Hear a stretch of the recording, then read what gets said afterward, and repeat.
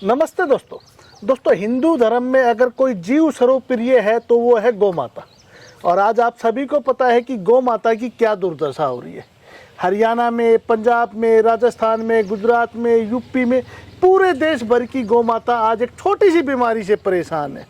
एक ऐसी बीमारी जिसकी वजह से हमारी गौओं के शरीर के ऊपर, चर्म के ऊपर बड़े बड़े फोड़े हो जाते हैं। वो फोड़े फट जाते हैं, उनमें से पीप निकलने लग जाता है। हमारी गाय चरना छोड़ देती है, हमारी गाय धरती में बैठ जाती है, उठने बैठने में असमर्थ हो जाती है, खाना खाना छोड़ देती है और गाय इतनी परेशान होकर लास्ट में अपने प्राण त्याग देती है।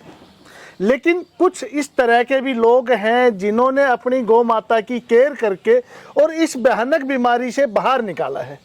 आज मैं आपको हमारे क्षेत्र के एक गौ चिकित्सक हैं जो पंच गौवे से इंसानों की चिकित्सा करते हैं और उनकी कुछ गायों में ये बीमारी आ गई थी। तो इन्हीं के मुंह से जानेंगे कि इस बीमारी का इलाज इन्होंने कैसे किया। इस बीमारी में आप लोगों को घबराने की आवश्यकता नहीं है, इस बीमारी में आप लोगों को जागरूकता की आवश्यकता है। मैं ये आपके लिए चौथी वीडियो बना रहा हूँ लिम्पी बीमारी पे, इसलिए कि आप घबराएं नहीं। इस बीमारी का बहुत ही सटीक इलाज है। कालाजीरी एक ऐसी औषधि है जो इस बीमारी में रामबाण की तरह काम कर रही है, ब्रह्मास्त्र की तरह काम कर रही है। तो कालाजीरी का उपयोग करके इन्होंने अपनी कई गायों को ठीक किया है। तो वीरेंद्र जी, सबसे पहले तो आपका स्वागत है और सभी किसान मित्रों को बताइए कि आपकी कितनी गाय में बीमारी आई थी और आपने उनका कैसे इलाज किया।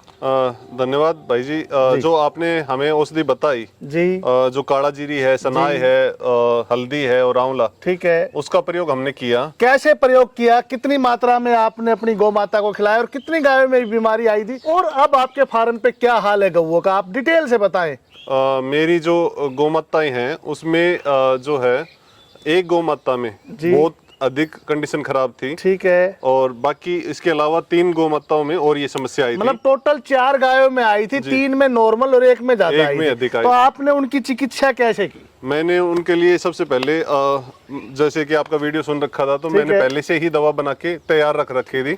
दोस्तों ये है जागरूकता।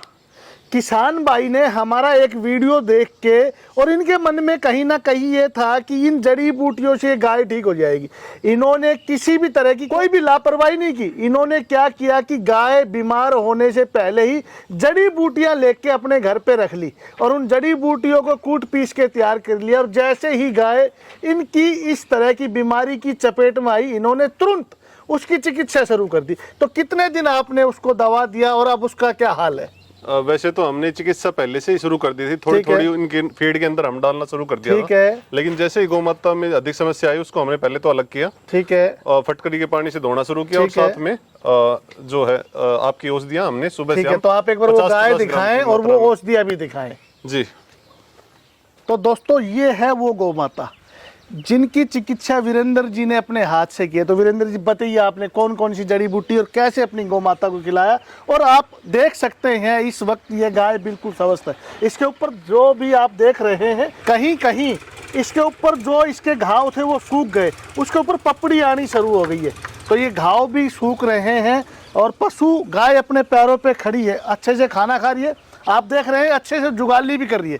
पशु खाना खाए, अच्छे से जुगाली करे, अपने पैरों पे खड़ा हो, तो आप समझिए कि आपका पशु स्वस्थ है। आपको किसी प्रकार की कोई भी परेशानी या फिर आप घबराने की आवश्यकता नहीं है। तो वीरेंद्र जी बताइए कौन कौन सी जड़ी बूटी आपने कैसे उपयोग में? जैसे कि मैंने पहले बताया कि ये सनाई, आंवला, हल्दी और काला जीरी चारों को मिला करके दोस्तों ये है वो जड़ी बूटियां जो मैं आपको पिछले 15 दिनों से बार बार में बता रहा हूं। मेरा बार बार आप लोगों को बताने का रीजन यही है, आप घबराएं नहीं, इन 4 औषधियों का प्रयोग करें। वीरेंद्र जी ने ये 4 औषधियां अच्छी क्वालिटी की, कहीं भी आप पूरे हिंदुस्तान में कहीं से भी हो, अच्छी क्वालिटी की किसी भी पंसारी की दुकान से लेके आए। लेकिन आपको याद रखना है, उस पंसारी को बोलना है कि हमारी गौ बीमार है और हमारी गौ बच जाएगी अगर आप अच्छी क्वालिटी की जड़ी बूटी देंगे।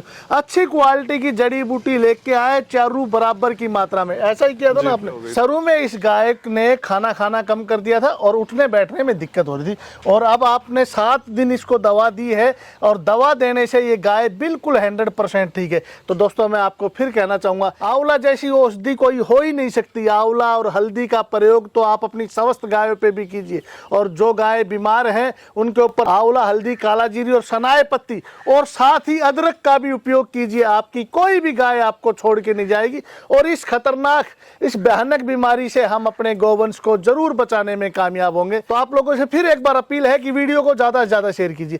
जैसे हमारी पिछली वीडियो को देख के वीरेंद्र जी ने अपनी गाय को ठीक किया, वैसे सिर्फ वीरेंद्र जी ही नहीं है, देश भर में लाखों किसानों ने अपने गौवंश को इन जड़ी बूटियों की मदद से बचाया है। और मैं चाहता हूं कि इन जड़ी बूटियों की मदद से देश भर में फैली हुई ये बीमारी काबू में की जाए। तो वीडियो को जरूर शेयर करें। बहुत बहुत धन्यवाद।